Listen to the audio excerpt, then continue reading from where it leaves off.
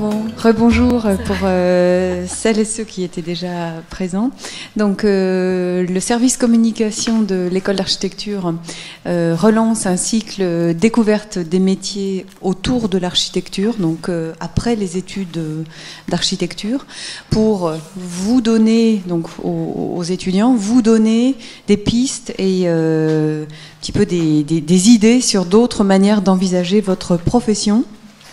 Donc, très clairement, ce cycle élaboré en partenariat avec le Conseil régional de l'Ordre des architectes d'Alsace vise à améliorer votre future intégration professionnelle. Donc, en vous proposant des rencontres avec des professionnels, donc des professionnels qui sont diplômés en architecture et qui n'exercent pas forcément dans des agences d'architectes. Donc, je vais passer maintenant la parole à Catherine Walter, directrice du Conseil régional de l'Ordre des architectes.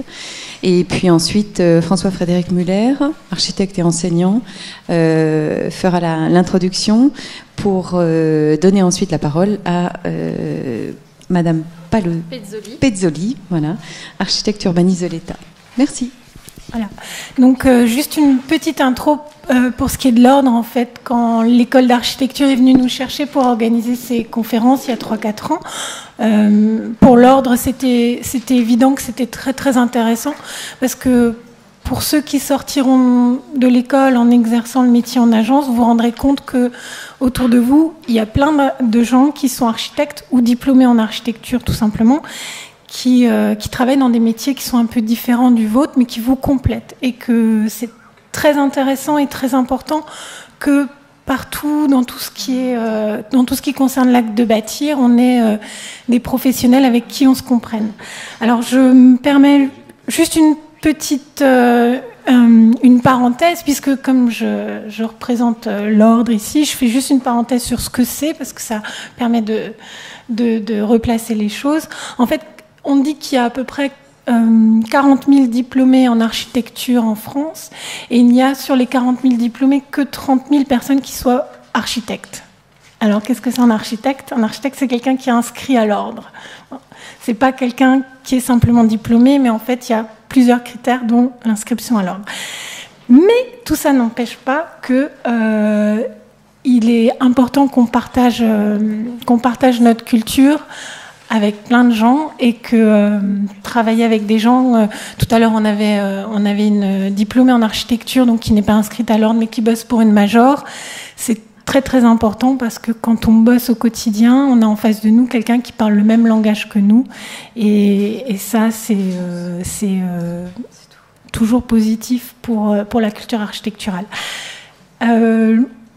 Sinon, juste pour vous dire aussi que, en fait, pourquoi les choses sont ainsi, c'est parce que, notamment, en 1977, la conception architecturale a été reconnue d'intérêt public. Et à partir de ce moment-là, le gouvernement a voulu contrôler les gens qui produisaient l'architecture. Voilà. Mais ces gens-là, qui sont architectes et qui portent le titre, ne sont qu'une partie de tous les gens qui peuvent porter la culture et avec qui on bosse au quotidien. Voilà, je pense que c'est pas la peine d'aller de préciser plus. Et du coup, je laisse la parole à François-Frédéric Muller pour vous présenter la séance. Voilà, bonjour. Moi, je suis, pour ceux qui ne me connaissent pas, je suis prof en projet, en licence 2 et en master 2. On va dire en master 2, mon centre d'intérêt porte plutôt sur le patrimoine au sens très large, en tout cas la construction dans le cadre bâti existant. Ce qui fait qu'on m'a demandé particulièrement de présenter Carole ici. Une fois qu'on a fait l'introduction du côté ordre des archis, c'est-à-dire de ce que c'est de porter le titre et d'être inscrit à l'ordre, nous, ce qu'on essaie de défendre en tant qu'enseignant ici à l'école, c'est aussi la question de qu'est-ce que c'est être archi dans le métier, c'est-à-dire dans la vie courante. Et c'est effectivement être installé en libéral, exercer comme architecte dans son cabinet, etc. Mais c'est aussi beaucoup d'autres choses, et c'est un état d'esprit qui peut être diffusé dans d'autres métiers. On a vu précédemment quelqu'un qui était chef de projet dans une entreprise générale, ce qui n'est pas forcément ce que vous imaginez comme ça en rentrant à l'école d'archi. On a une vision assez monolithique de l'architecture quand on rentre à l'école. Et finalement, ces rencontres vous permettent de voir à quel point le fait d'utiliser sa culture de projet peut être utile aux autres et aux métiers qu'on fait dans d'autres domaines. Aujourd'hui, Carole va nous présenter son parcours. Elle est aujourd'hui architecte des bâtiments de France. Dans architecte des bâtiments de France, il y a architecte. C'est un rôle très important et qui, alors peut-être que vous le verrez peut-être en rentrant comme ça dans le métier, c'est à la fois un partenaire, en même temps quelqu'un avec qui on va discuter pour un projet, quand ce projet justement concerne le cadre bâti existant. Quand le cadre bâti est protégé par une réglementation spécifique, que ce soit un secteur sauvegardé ou qu'on soit dans les environs on va dire, d'un bâtiment qui est protégé par son classement patrimonial, eh bien, quand vous faites un projet sur ce bâtiment ou sur un bâtiment qui est proche, vous êtes amené à rencontrer un architecte des bâtiments de France qui est malheureusement, pour des raisons parfois très mauvaises, c'est parfois perçu comme un frein à la création, alors que justement ça doit être l'occasion de faire avancer le projet et d'améliorer le projet pour que, évidemment, il rentre dans un cadre réglementaire qui s'applique en France sur un certain nombre de bâtiments, et en même temps qu'il participe à l'harmonie générale du cadre bâti. C'est un point très important, là je prêche un peu pour ma paroisse, c'est quelque chose qu'on voit en atelier, c'est-à-dire la question de se dire est-ce que je suis seul contre tous en venant implanter un bâtiment et je fais le Superman et je viens montrer mon image, ou est-ce que je viens m'intégrer dans un tissu urbain existant? Et c'est toute cette question-là qui est très subtile et à laquelle on ne peut pas répondre par oui ou par non dans le projet. C'est cette question-là qu'on va traiter en rencontrant un architecte des bâtiments de France, idéalement le plus tôt possible dans le projet pour pouvoir discuter avec lui, et surtout en se souvenant que c'est un architecte. Carole est architecte, elle est diplômée de cette école en 2001. Elle a eu un parcours ensuite qui a fait que voilà, elle s'est pas retrouvée aujourd'hui exerçant un architecte libéral, mais par contre ça reste une architecte, et donc elle a une vision d'architecte, c'est-à-dire une vision synthétique et une vision complète du projet, et on est amené à discuter ensemble. Alors on s'est jamais retrouvés nous face à face sur un projet, mais ça pourrait très bien arriver une fois, l'architecte des bâtiments de France dans le Haut-Rhin.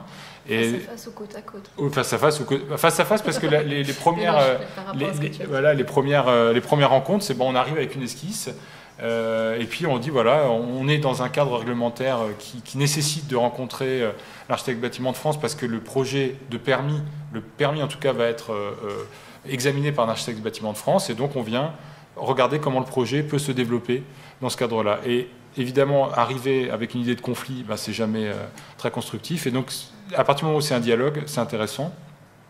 Et donc, c'est un métier qui est hautement appréciable et qui est très important. Et à l'heure où le secteur sauvegardé Strasbourg s'étend, vous savez que une partie du centre-ville de Strasbourg était un secteur sauvegardé. Maintenant, on est en train de l'étendre à toute la Neustadt et à tout le centre-ville. Et c'est donc avec les architectes des bâtiments de France que les architectes travaillent sur ce projet.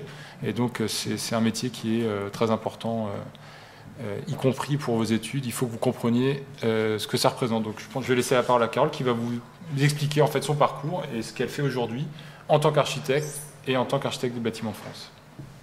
Merci.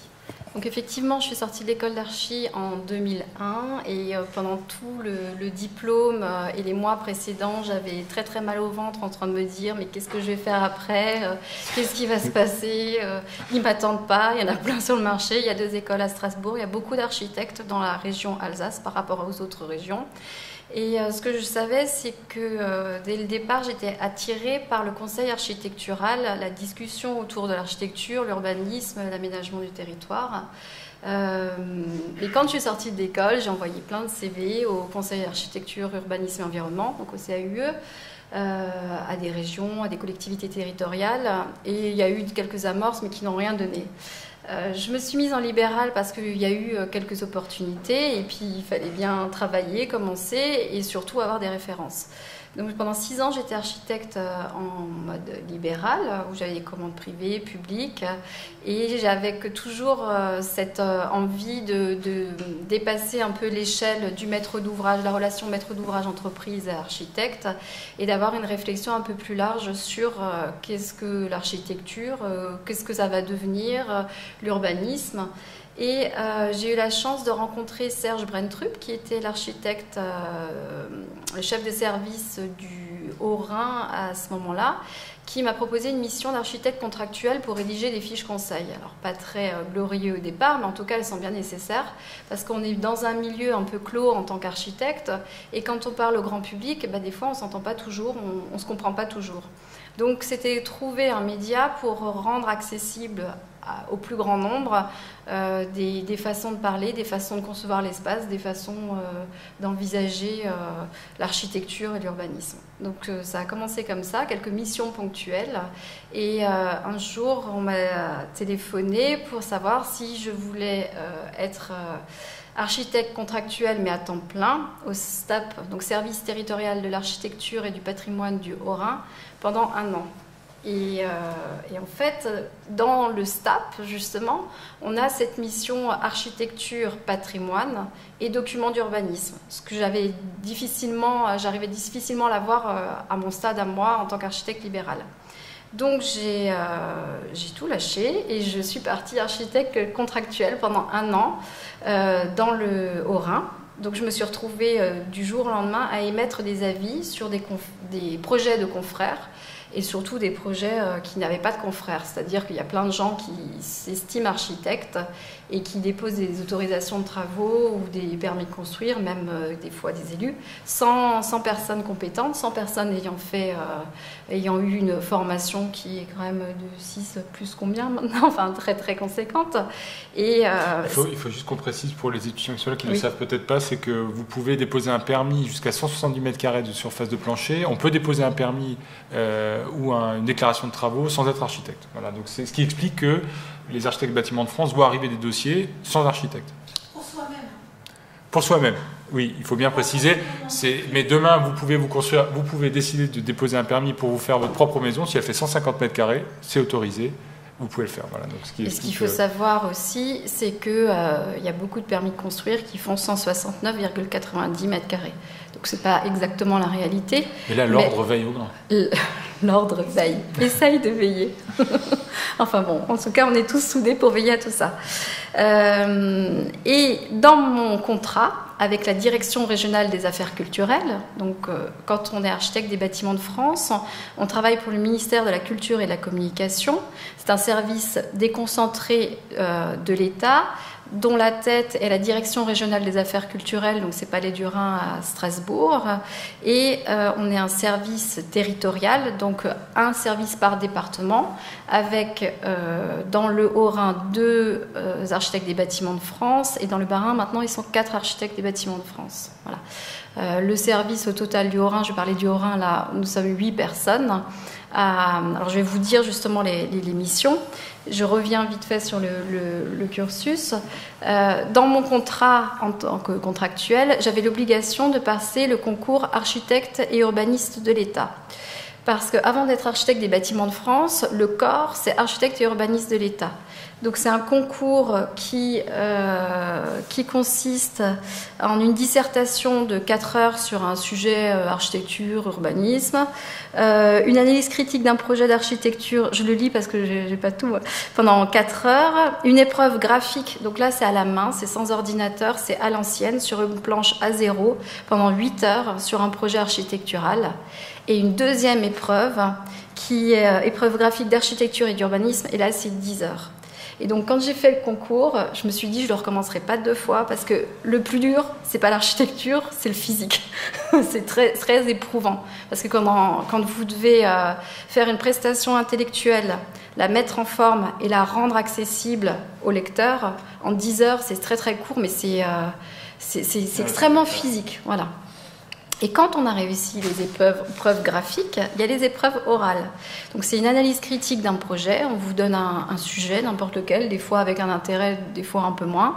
Donc on a une demi-heure pour défendre ou pas, ou dire exactement ce qu'on pense. C'est vraiment la critique architecturale, donc le positif, le négatif, la conséquence du projet sur les différentes échelles urbaines, donc le quartier, l'îlot, la ville, et se raccrocher aussi aux thématiques, aux réflexions actuelles sur le développement durable. Voilà. Une deuxième épreuve devant un grand jury où là on vous teste. On teste votre réaction, vos réactions. Est-ce que quand on vous critique, vous démarrez au quart de tour et vous pouvez... Non mais voilà, hein, parce qu'après, quand vous êtes architecte des bâtiments de France, vous avez droit à tout, à toutes sortes de critiques et il faut quand même une certaine acquérir, hein, parce qu'on l'a pas toujours, acquérir une certaine résistance et surtout la bonne réponse pour pouvoir aider l'interlocuteur. Et la dernière épreuve, c'est 20 minutes en langue étrangère. Voilà. Donc à l'issue de ce concours, les architectes et urbanistes de l'État partent pendant 1 an à Paris en formation à l'école de Chaillot, donc Cité du patrimoine, et l'école nationale des ponts et chaussées. Alors, dans ces architectes et urbanistes de l'État, il y a 2 options. Une, patrimoine. Ceux qui vont faire l'option patrimoine vont devenir des architectes des bâtiments de France. Et l'autre, urbanisme et aménagement. Et ces personnes-là vont travailler dans les directions régionales de l'aménagement et du logement, donc DREAL, Direction départementale des territoires, DDT, vont travailler dans les ministères et ou à Strasbourg par exemple, il y a Florence Weil, qui vont travailler sur l'aménagement urbain, le grand contournement de Strasbourg, des grands projets structurants à l'échelle régionale ou même nationale quelquefois. Voilà. Donc on a une formation commune, c'est-à-dire qu'on est bien architecte au départ, architecte et urbaniste au départ, et en cours de vie professionnelle, on peut migrer vers l'un ou l'autre des ministères. C'est-à-dire que l'ABF, architecte des bâtiments de France, dépend du ministère de la Culture, et l'architecte urbaniste version aménagement dépend du ministère de l'écologie. C'est un ministère qui change souvent de nom, donc je ne sais pas, écologie on va dire. Voilà. Et donc on peut intervertir et au gré de son évolution professionnelle, aller dans les différents ministères et ouvrir aussi sa carrière et face à ses expériences. Voilà. Donc ensuite, mon premier poste, c'était celui du Haut-Rhin en tant qu'architecte des bâtiments de France. Et là, en fait, on a différentes missions. C'est vrai qu'on est souvent connu pour la mission dès qu'on dépose une autorisation de travaux en espace protégé. Donc un espace protégé, à partir du moment où il y a un monument historique, ça génère une servitude d'utilité publique, un rayon de 500 mètres, dans lequel tout travaux ou changement d'aspect extérieur nécessite une autorisation qui passe par l'architecte des bâtiments de France. L'architecte des bâtiments de France, quand il ouvre le dossier, il regarde si le projet est en co-visibilité avec le monument historique. Ça veut dire, est-ce que de tout point, depuis tous les points du domaine public, je vois et le projet et le monument. Et dans ce cas-là, c'est un avis conforme, donc c'est un avis qui s'impose au maire. Autrement, c'est juste un avis qui est remis au titre du conseil architectural.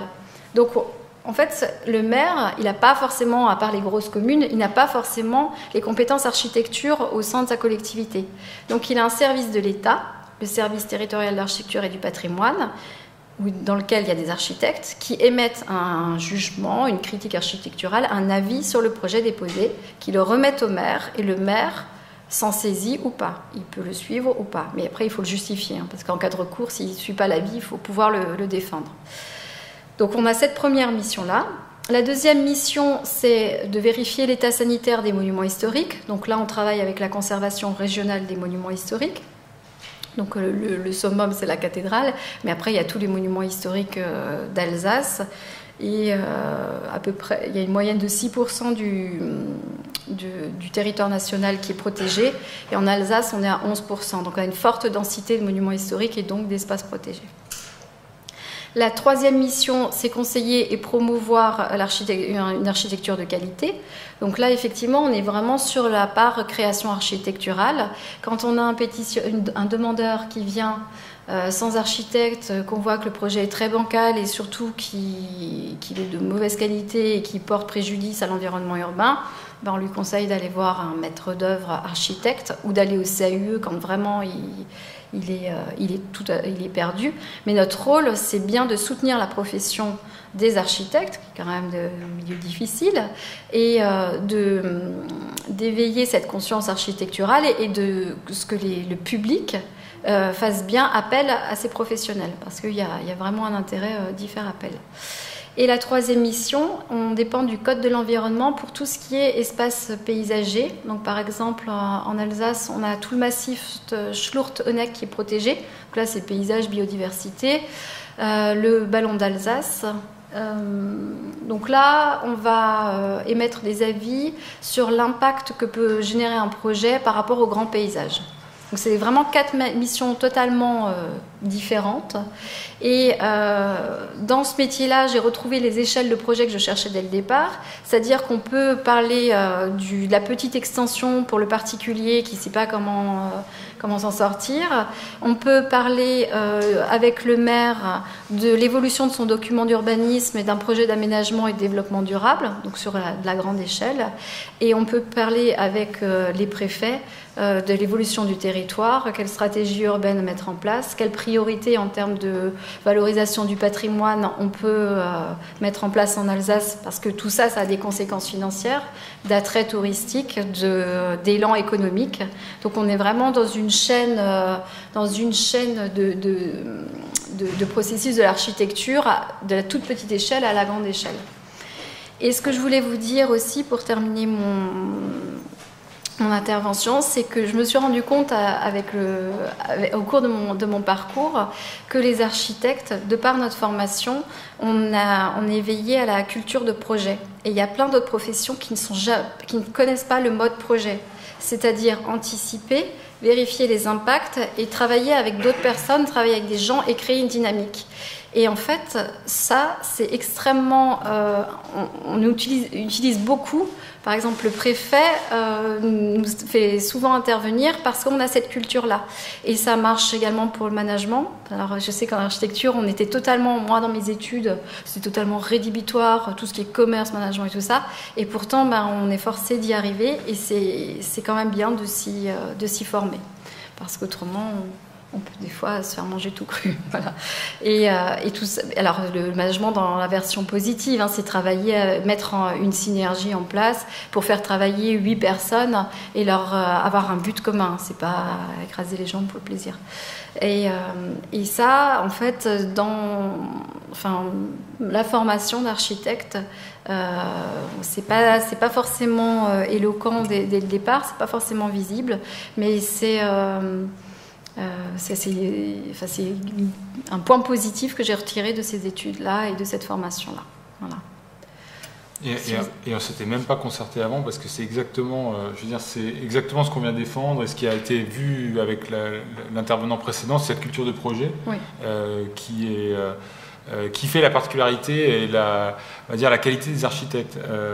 Ce qu'on disait dans l'intervention précédente et qui vaut aussi là, c'est qu'en fait, on n'a pas de spécialisation particulière et on est capable de prendre en main un projet neuf, que ça soit effectivement à une échelle paysagère, une échelle d'un plan local d'urbanisme, l'extension de Madame Schmitt. Et je veux dire, on est capable de prendre un projet et de se mettre dans la position d'avoir une synthèse, de se poser la question des impacts, de se poser la question sur l'impact sur la vie, sur la ville, etc. Donc ça demande une ouverture d'esprit et puis une culture de projet qu'on essaye d'enseigner dans cette école. J'espère qu'on y arrive le mieux possible. Et on voit bien le résultat, c'est qu'on peut avoir des métiers qui sont... En plus, le métier d'ABF, ce qu'il a, je trouve, d'assez passionnant, c'est qu'il nécessite une culture générale très importante, parce que pour passer le concours, on n'y arrive pas comme ça, les mains dans les poches. Il faut déjà avoir une culture architecturale générale, il faut être capable de répondre et puis d'avoir une sensibilité à beaucoup de types de bâtiments différents. Et en même temps, il faut avoir quand même un sens de la psychologie des gens qui est assez développé, parce que tu rencontres des architectes, tu rencontres des particuliers, tu rencontres des maîtres d'ouvrage, tu rencontres des politiques. Et donc, il faut pouvoir faire passer la question du projet et la question de l'architecture à tous ces gens-là. Et on ne parle pas pour avoir... Moi, j'ai aussi travaillé au CAUE en tant que conseiller aux particuliers. Je vous assure, c'est extrêmement formateur, parce que la première fois que vous arrivez, vous sortez de l'école, vous savez tout, vous avez l'impression que tout le monde parle le même langage que vous, on vous a fait étudier Mies van der Rohe, Frank Lloyd Wright, etc. Vous avez l'impression que tout ça... Mais les gens... Et ce n'est pas un défaut, mais les gens n'ont pas cette approche-là. L'approche, on va dire l'approche du projet, c'est-à-dire l'approche synthétique de l'acte de construire. Et donc vous êtes obligé de repartir à zéro avec des termes parfois très simples et d'essayer de faire sentir aux gens le besoin d'avoir une qualité architecturale avec des mots très simples, parfois un petit dessin, parfois trouver la bonne comparaison. Et ça fait appel aussi à un sens psychologique, une sorte aussi de pédagogie, etc., qu'il faut exercer. Si un jour vous avez l'occasion même sans aller jusqu'à architecte bâtiment de France, mais de travailler pour un CAUE et de travailler pour faire du conseil aux particuliers, c'est quelque chose de très formateur. Et donc c'est un métier ABF, vous voyez, vous êtes combien en France? 400 400, voilà, on est 400 architectes et urbanistes de l'État. C'est quand même déjà donc 230 ABF. Donc c'est déjà, vu la sélection et vu les examens, pour avoir discuté avec d'autres ABF, c'est quand même effectivement un examen assez difficile, quoi. Il faut avoir une culture générale assez importante. Et après, ce qui doit être assez difficile, je ne sais pas comment tu le vis, mais après de se retrouver face à des architectes, ou à côté, au début on est face à des architectes, et d'arriver à faire comprendre à un confrère qu'il faudrait éventuellement qu'il travaille sur tel aspect du projet, ça doit être, voilà, faut être très habile pour que ça ne se ressemble pas à une correction. C'est vrai qu'après, quand on est archi en libéral, moi je parle d'expérience, on arrive avec un dessin, puis d'avoir quelqu'un en face qui est aussi architecte et qui dit bah non, ça va pas marcher, il faut aussi, nous en tant qu'architectes, prendre sur nous et accepter le fait que il faut transformer le projet. Donc je ne sais pas comment tu le... Alors je vais revenir sur ce que tu disais avant. Effectivement, quand on sort des études d'architecture, on a emmagasiné beaucoup de connaissances. Mais ces connaissances, si vous les gardez pour vous, ça ne servira à rien parce que vous serez toujours tout seul. Il faut vraiment savoir les transmettre. Il faut s'entraîner à parler. Il faut s'entraîner à se faire comprendre par n'importe qui. Parce que, comme Catherine Walter l'a dit avant, l'architecture est reconnue en France d'intérêt public. Sauf que si elle est, je ne sais pas combien on a d'architectes en France, combien ? 30 000. Si on n'est que 30 000 à se reconnaître là-dedans, c'est pas suffisant et il y aura pas, on verra pas la plus-value apportée par toutes ces études sur l'espace public, sur l'aménagement du territoire, sur le paysage. Et il y a énormément de retombées touristiques, économiques dues à ça. C'est quand même la première destination, industrie française, industrie tourisme. Donc, alors il n'y a pas que ça, mais il faut savoir la préserver, vivre avec, et surtout, au-delà de la préserver, la redynamiser pour qu'elle soit attractive. Parce que ça ne sert à rien de mettre sous cloche toutes les villes et les centres historiques. Il faut aussi que la création architecturale, parce qu'on a de très très bons architectes, continue à créer ce patrimoine de demain, parce que l'architecture d'aujourd'hui, c'est le patrimoine de demain. Ce qu'on protège aujourd'hui, c'est ce que vous construisez. Il faut que ça ait un intérêt, une attractivité. Et alors, ce que tu disais par rapport aux différences d'interlocuteurs, effectivement, des fois, on a des gens qui arrivent avec une idée préconçue de l'architecte du bâtiment de France, comme quoi c'est un ayatollah du patrimoine, que l'ABF n'aime pas le PVC. Là, je suis en manque de... Mais j'entends tous les jours. Voilà. Alors après, il s'agit, en une demi-heure de rendez-vous, de faire comprendre à la personne quelles sont nos missions. Donc, préserver l'écran architectural et urbain, et lui dire que effectivement sur ce coup-là il a peut-être pas pris d'architecte, mais nous on lui donne un conseil, et pour son bien et pour son projet, ça serait peut-être bien de faire différemment. Après, la discussion est différente avec des confrères, parce que normalement on est exercé à cette critique architecturale et on doit pouvoir s'entendre, c'est-à-dire que nous, sur un dossier, sans avoir vu l'architecte en amont, on peut peut-être comprendre quelque chose, et à tort, mais avec la discussion, normalement, on doit converger vers un projet commun. Parce que, effectivement, la loi en France nous a donné les missions de préservation du patrimoine. Quand on est, je parle juste architecte des bâtiments de France. Et donc, c'est pas forcément toujours visible.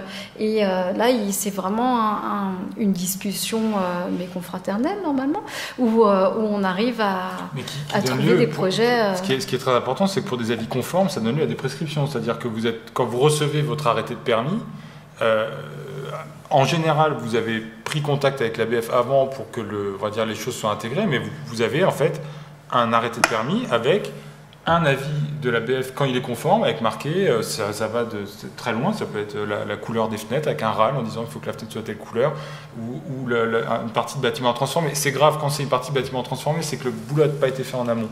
En général, quand le boulot est fait en amont avec les ABF, ça se passe de la meilleure manière possible. Mais c'est vrai que et pour l'avoir vécu, c'est assez difficile quand on sort de l'école, quand on a l'impression qu'on est les seuls maîtres de la qualité architecturale, de devoir se remettre en question face en plus à un confrère. C'est vrai que ça peut être difficile. Une fois qu'on a compris comment le mécanisme fonctionne et qu'on se dit que c'est un partenaire et que c'est pour le bien, on va dire, le bien commun, en général, ça se passe bien. Mais c'est vrai qu'il y a beaucoup d'histoires de conflits. Et puis des maires qui ont l'impression que les ABF sont là pour les empêcher d'eux. Alors, il y a des maires, quand vous dites ABF, c'est tout de suite... c'est ça, hein, c'est généralement quand ça part comme ça, c'est qu'il y a un problème de communication, que l'ABF n'est pas suffisamment présent sur le territoire, où il n'a pas discuté, il ne s'est pas expliqué. Voilà. Ça dépend aussi des enjeux, parce qu'ils ne sont pas toujours visibles. Après, on est aussi utilisé par certains maires. C'est plus facile de faire dire à l'ABF que voilà, quand on veut se faire réélire, c'est bien facile d'aller dire l'ABF il l'a dit, moi je peux pas le dire. Voilà. Il y a ça, et il y a également beaucoup d'associations de défense du patrimoine en France, et que, je vous rassure, quand l'architecte des bâtiments de France ne fait pas bien son travail, on a les associations de défense du patrimoine sur le dos, et c'est pas ce qui est le plus évident aussi. Voilà. Et puis il y a des associations de défense du patrimoine qui outrepassent complètement, on va dire, qui vont plus loin que certains ABF, et certains ABF vont pas à l'encontre, mais remettent en place, j'ai déjà vu des associations qui devenaient, eux, pour le coup, des ayatollahs de certaines protections de telle fontaine, je sais pas quoi, qui n'étaient pas protégées, et donc l'ABF est aussi là pour faire appliquer un cadre réglementaire dans le cadre d'un permis et de travaux. Donc c'est un métier qui est... comme elle vous l'a expliqué, là, qui est complet et qui est assez passionnant, parce qu'en plus il y a la question du contact qui, quand on est architecte libéral, est un petit peu moins évident. Quand nous on est souvent en atelier, on ne voit pas les clients tous les jours, donc on n'a pas toujours le contact aussi diversifié que dans ce type de métier. Donc c'est vraiment un métier aussi de contact, aussi de contact avec le politique. Et c'est pour ça c'est assez intéressant, quoi. Je voulais revenir aussi sur ce que tu disais par rapport à l'architecte des bâtiments de France qui peut être perçu comme censeur. Plusieurs fois, les architectes des bâtiments de France ont défendu des projets très poussés en termes de création architecturale face à des maires qui ne voulaient pas les voir dans les communes. Donc inversement, si l'ABF demande des châssis de toit d'une certaine dimension, quand il y a un projet vraiment très très fort, intégré et très marqué en termes de créativité architecturale, on le soutient également. Et là, on a le rôle inverse. Le maire ne comprend pas pourquoi l'architecte des bâtiments de France, qui s'occupe des Velux et des toits d'habitude, d'un coup va soutenir un projet qui peut susciter beaucoup de réactions dans sa commune par son intérêt architectural. Et tu disais également autre chose. Oui, l'intérêt aussi de ce métier, c'est que l'architecture en France, en ce moment, elle est régie par le ministère de la Culture. Et donc on a toute l'architecture, les écoles d'architecture, la loi sur l'architecture, tout ça, c'est géré par la ministre de la Culture. Et en termes de formation, on est un peu à la tête de tout ce qui se passe en termes de formation à la pointe en architecture, en patrimoine, et ça, et même en termes de réflexion à l'échelle nationale. Voilà, on a la chance de pouvoir profiter de tout ça. Et pas rester isolé, parce que c'est ce qui, moi, m'avait le plus touchée, et même pour discuter avec certains autres confrères architectes libérales, c'est que des fois on est très isolé, même l'agence elle tourne pas forcément comme on l'a espéré, et on se retrouve tout seul, et des fois c'est bien de communiquer, d'échanger, de débattre, donc on a toujours des copains à droite à gauche pour en parler, mais on a une relation avec le maître d'ouvrage qui est quand même liée par un aspect financier, et qui des fois nous empêche de rester purement objectif en termes d'architecture. Et c'est pour ça que les architectes urbanistes de l'État existent, c'est parce qu'on a des architectes qui à un moment sont dans des situations telles avec leur maître d'ouvrage qu'ils n'arrivent plus à lui dire non, et ils n'arrivent plus à rester intègres par rapport à leurs prestations. Et là, donc, on a une personne neutre dans l'architecte des bâtiments de France ou l'architecte urbaniste de l'État qui va pouvoir réorienter, au même titre que l'ordre, certains conflits ou projet. C'est pour ça que c'est un partenaire. Et après, ça peut plus ou moins bien se passer, parce que ce sont à chaque fois des personnes avec qui on discute, donc on peut plus ou moins bien s'entendre avec les gens, mais il faut surtout voir ça comme un partenariat, et pour des grands projets, pour des projets ou des projets qui cristallisent un sentiment patrimonial très fort, et c'est quelque chose qu'on essaie de montrer par exemple dans l'atelier Master 2 ou dans le domaine PHP, c'est-à-dire c'est vraiment cette question du patrimoine vue au sens large, c'est-à-dire à quel moment est-ce que l'architecture contemporaine cristallise un sentiment parfois qui peut paraître complètement délirant sur le patrimoine, que ce soit en bien ou en mal, c'est-à-dire une sorte de sacralisation complète d'un existant, ou au contraire on va dire la dénégation d'une valeur à un bâtiment. Et c'est pour ça qu'on travaille, alors je ne sais pas ceux qui sont en Master 2 ou en Master 1 peuvent déjà toucher un peu à cette question-là, mais c'est une question qui est très importante parce que finalement, plus ça va, plus la France est bâtie, plus on va dire, on vit en ville, et plus on sera obligé d'intervenir sur un cadre existant. C'est-à-dire que ce n'est pas une question qui se limite simplement, c'est pour ça que je disais en introduction que c'est vraiment le patrimoine au sens très large, c'est pas simplement la question du classement d'un bâtiment ou la question de la valeur patrimoniale d'un bâtiment et puis des 500 mètres, ça c'est, on va dire, quelque chose d'évident, mais il y a toute la question du bâtiment existant et de la réintervention sur un bâtiment existant. Et on est parfois, dans les ateliers à l'école, les étudiants travaillent sur leur diplôme sur un bâtiment qui n'est pas classé, et ils amènent une réflexion sur le bâtiment existant hors de tout classement. C'est vraiment la question de comment est-ce qu'on peut transformer un bâtiment existant pour qu'il soit encore vivant dans le patrimoine, dans la vie de tous les jours. Je crois que ce que tu as utilisé comme terme, le fait de mettre sous cloche le patrimoine, je crois que c'est ce qui peut arriver de pire. Pour paraphraser Françoise Chouet, c'est vraiment la deuxième mort d'une ruine. C'est-à-dire qu'à partir du moment où on la met sous cloche et qu'on n'y touche plus, le meilleur moyen de faire revivre un bâtiment, c'est de le réintégrer par la programmation et par le projet architectural, de le réintégrer dans la vie de la ville, avec tout le respect qui est dû. Ensuite, voilà, avec toutes les échelles de respect possibles, parce que pour certains bâtiments, on va classer une façade, pour d'autres, ça va être tout le bâtiment, pour un troisième, ça va être sa forme, pour d'autres, ça va être, etc. Donc il y a toute une finesse du classement, et ça, c'est ce qui est fait dans les secteurs sauvegardés, par exemple. Il y a des classements qui sont une gradation des classements, mais cette gradation, elle vient de quelque part, et puis elle fait partie d'un projet global dans lequel doit s'inscrire l'architecte. Et vous, plus tard, vous serez tous amenés à faire du bâtiment et à faire de la construction dans un cadre existant. Vous aurez tous à rencontrer un ABF un jour ou un autre, mais vous aurez tous à construire dans l'existant, et il faudra tous que vous posiez la question de la valeur patrimoniale, de la valeur d'usage, de la valeur d'ancienneté, de la patine, de la couleur, de tous ces aspects-là qui font que travailler sur un bâtiment existant, c'est faire du projet de manière très contemporaine. Voilà, donc ça, c'est pour ça que ce métier-là est très important.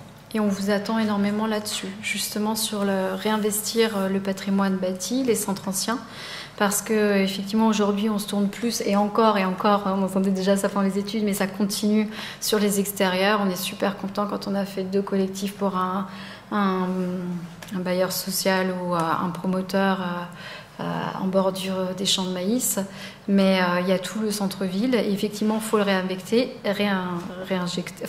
réinvestir, pardon, et là il y a matière à promouvoir la qualité architecturale, et effectivement il faut avoir une lecture du bâti.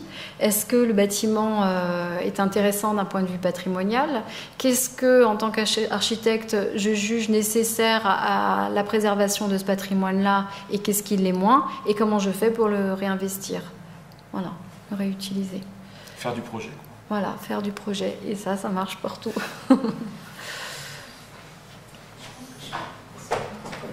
Est-ce qu'il y a des questions, une réaction de Catherine? Et ce que tu n'as pas dit aussi, c'est que ce n'est pas forcément le bâtiment qui est important. Il y a aussi des fois juste l'inscription au sol, l'inscription dans l'urbanisme, en fait, des fois. Je pense à des exemples précis de cités qui sont plutôt ouvrières, où le bâtiment ne va pas forcément avoir un intérêt, mais où on va regarder un front de rue, et on va se dire que ce qu'il faut préserver, c'est effectivement la manière dont la parcelle a été faite, la manière dont les hauteurs sont préservées, et avoir des lignes par exemple, de rayonnement de toit, de gouttières, de choses comme ça, et qui sont aussi... parlantes et qui peuvent générer du projet et être respectées et véhiculer une histoire, quoi.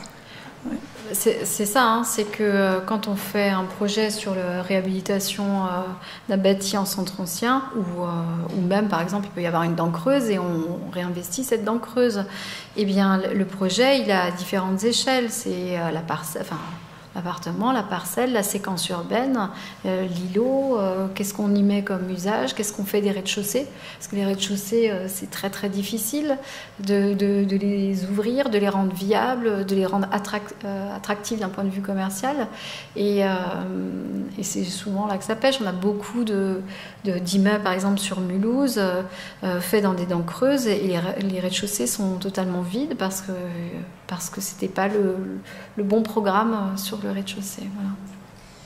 Je garde juste 30 secondes parce que j'ai une question concernant la méthode de travail. En fait, là où je suis vachement impressionnée sur ce type de boulot, c'est comment on fait pour aborder un projet quand on ne connaît pas du tout la zone. C'est-à-dire que tu as un maître d'ouvrage qui vient avec ou sans son archi, qui présente un projet sur un secteur que tu connais pas forcément, tu découvres. Enfin, quoique toi, tu es en place depuis un certain moment, mais on sait qu'en Alsace, les ABF ont pas mal tourné les derniers temps.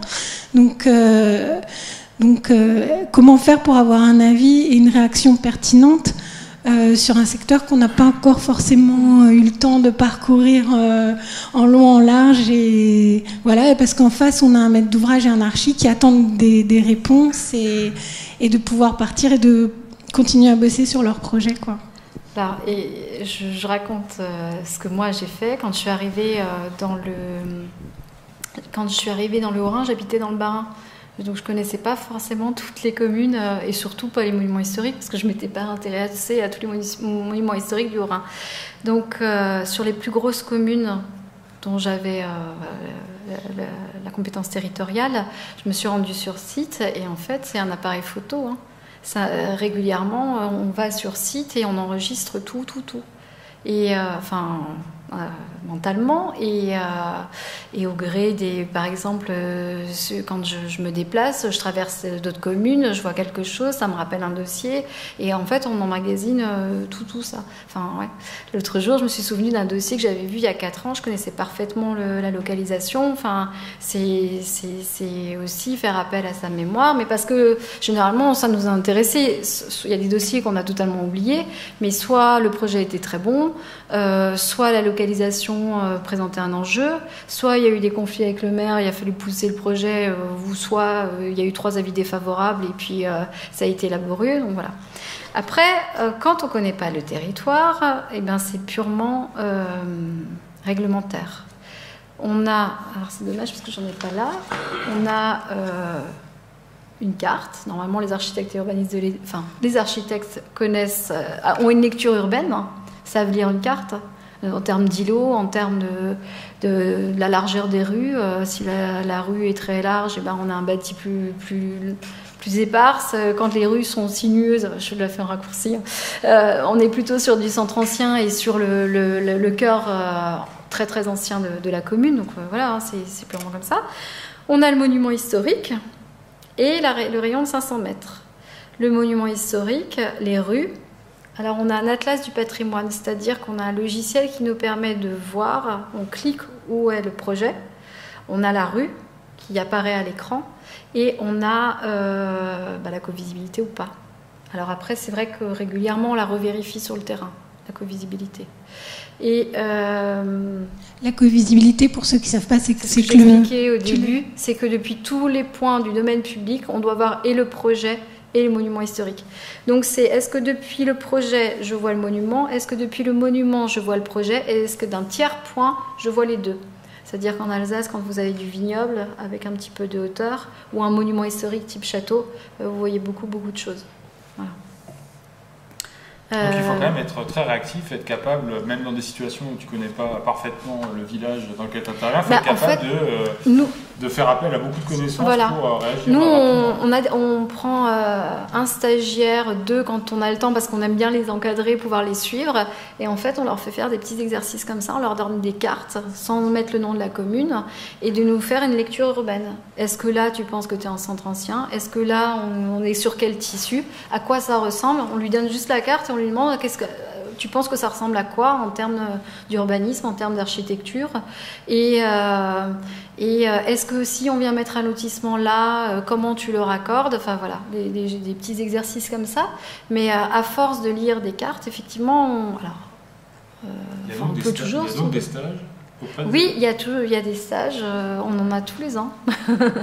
On a des stagiaires tous les ans. Alors après, ça dépend quand est-ce que vous venez, mais comme on a tous vécu, on sait que faire un stage et être enfermé dans un bureau alors que personne ne s'occupe de vous, c'est horrible.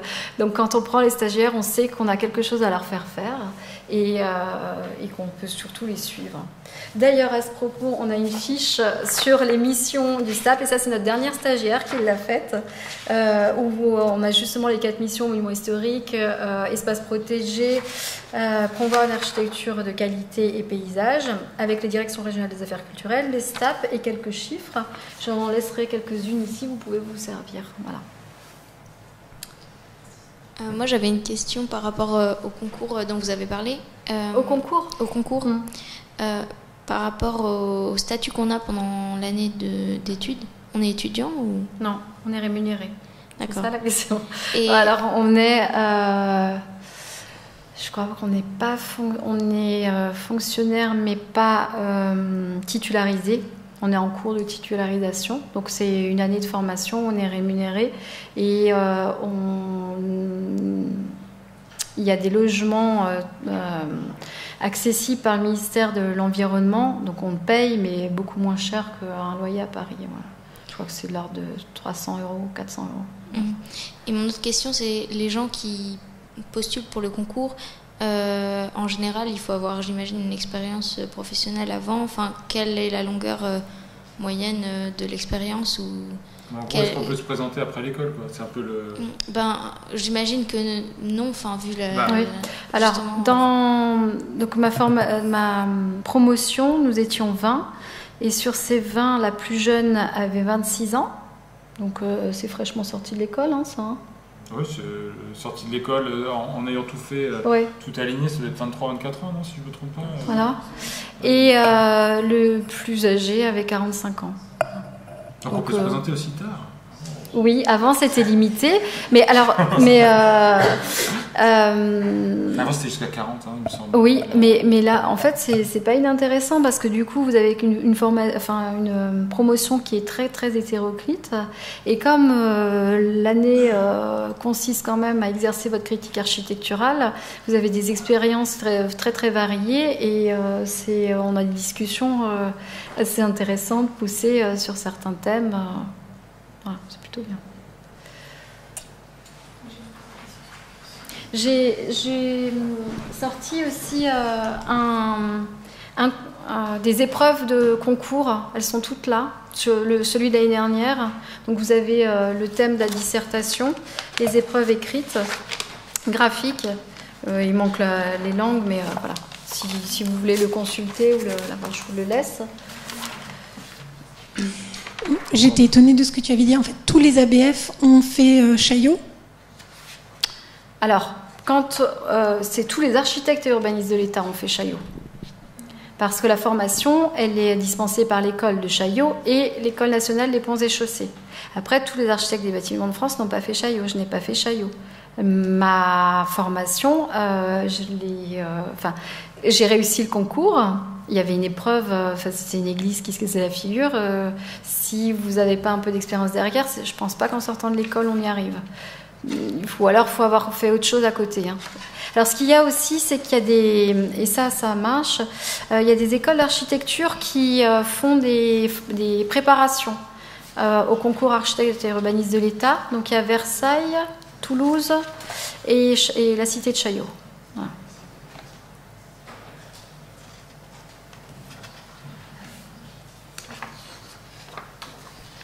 Alors Chaillot, c'est 2 ans d'études que sur le patrimoine. Et inversement, vous avez des gens qui ont fait Chaillot et qui n'ont pas réussi le concours architecte des bâtiments de France. Voilà. Ah oui, c'est pas. Oui, c'est pas forcément. On pourra le garder, ça. Oui, c'est pour vous. Ça et celle-ci.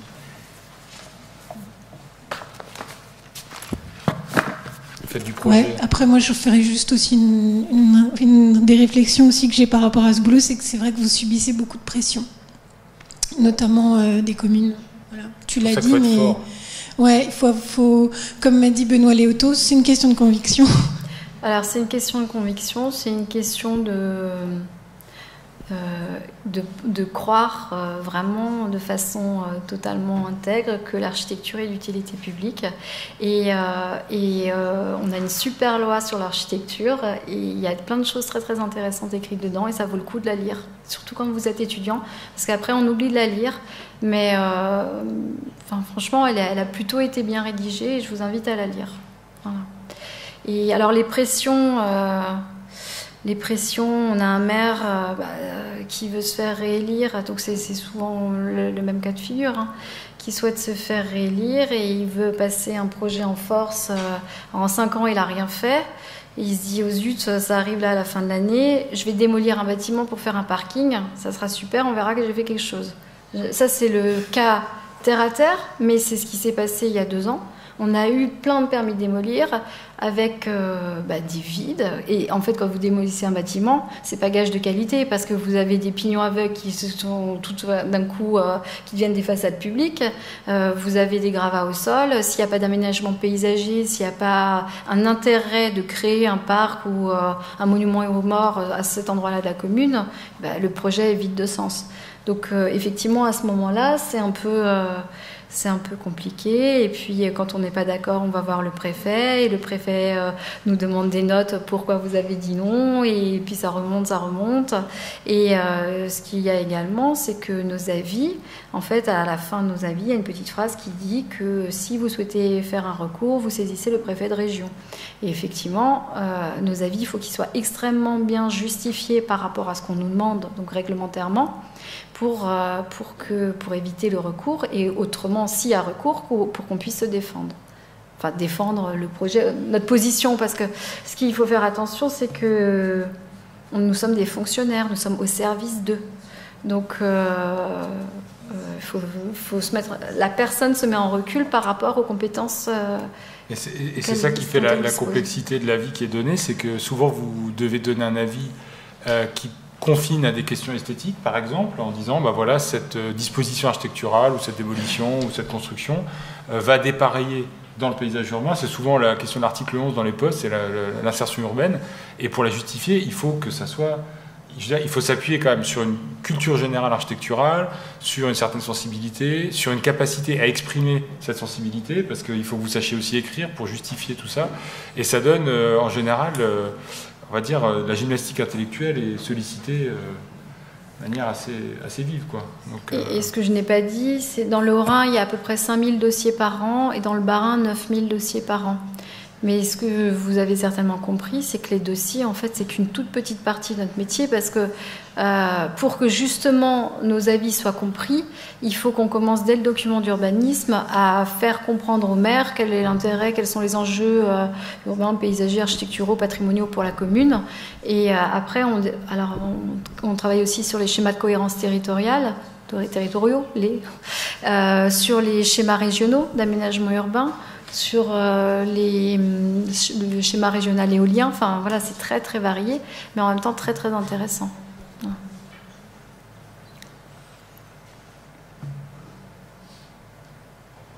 D'autres questions dans la salle? Tout est clair.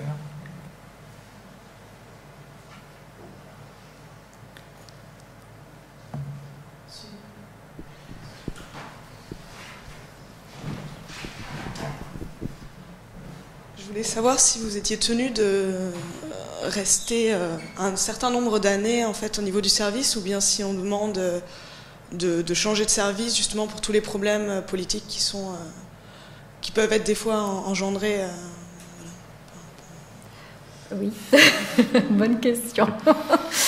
En gros, est-ce que rester toujours au même endroit, ça peut pas... Non, ouais, alors en fait, on nous conseille de bouger 7 ans, c'est le maximum. Voilà. Oh, voilà. Parce qu'effectivement, après, il se pose... voilà, c'est courant. Ouais. Alors, on nous demande... Alors, effectivement, on peut se mettre dans une situation politique telle que là, le ministère vient nous chercher et nous déplace. Mais avant que cette situation arrive, généralement, il y a eu d'autres choses. Et on fait partie d'une chaîne, d'un ensemble de décisions. Au-dessus de nous, il y a la directrice régionale des affaires culturelles et le ministère, la direction générale des patrimoines. Ce qu'il faut savoir aussi, c'est qu'en France, c'est peut-être aussi pour ça qu'on est attaqué, c'est que l'architecte des bâtiments de France a un pouvoir qui lui est donné directement par la ministre. C'est-à-dire que d'un point de vue hiérarchique, pour la vie, il n'y a personne au-dessus de lui. Donc c'est ce qui est aussi un peu difficile. Après, dans les faits, on sait bien que quand il y a un gros projet ou un gros problème, il y a forcément des conséquences. Et on en parle à notre directrice, on en parle au préfet, on alerte, on n'attend pas que ça se passe. Voilà. Donc le maximum, c'est 7 ans. Il y a des personnes qui sont là depuis plus longtemps. Il y a tous les services territoriaux de France. Donc vous avez beaucoup de destinations, intéressantes ou pas, y compris dans les dom-toms. Et vous pouvez travailler aussi pour le Centre des monuments nationaux, pour des collectivités territoriales en étant détaché, pour des musées. Vous pouvez devenir conservateur d'un monument appartenant à l'État, en étant architecte des bâtiments de France. Vous pouvez travailler en DDT, changer de ministère et travailler en DDT. C'est assez varié comme parcours. Vous pouvez. Après, c'est vrai que c'est pas toujours facile de bouger. Merci. Vous avez dit travailler en DDT. Direction départementale des territoires. Et le retour, ça existe le retour à l'exercice libéral? Non, ça c'est un cas exceptionnel. Je sais pas, quelqu'un qui voudrait revenir à un exercice libéral, dans ce sens-là, je connais pas. Ouais, parce qu'en fait, vous avez le site ANABF, ANABF, et dessus, vous avez toute la carte de France avec tous les architectes des bâtiments de France. Vous avez leur cursus, donc vous savez ce qu'ils ont fait, et vous avez les missions, les évolutions réglementaires. Vous avez comment faire un recours à acheter des bâtiments de France aussi. Voilà, vous avez un peu de tout dessus, et ça peut vous servir.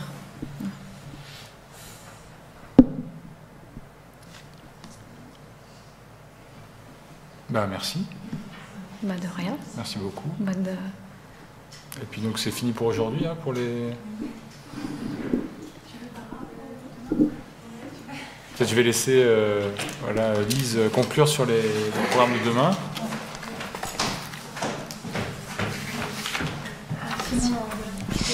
Merci beaucoup. Une petite question juste annexe sur les concours. Vous avez communiqué aussi le site où ils pouvaient trouver les informations? Pour la date du concours? Enfin, les dates et puis surtout les renseignements. Alors sur là, il y a des épreuves.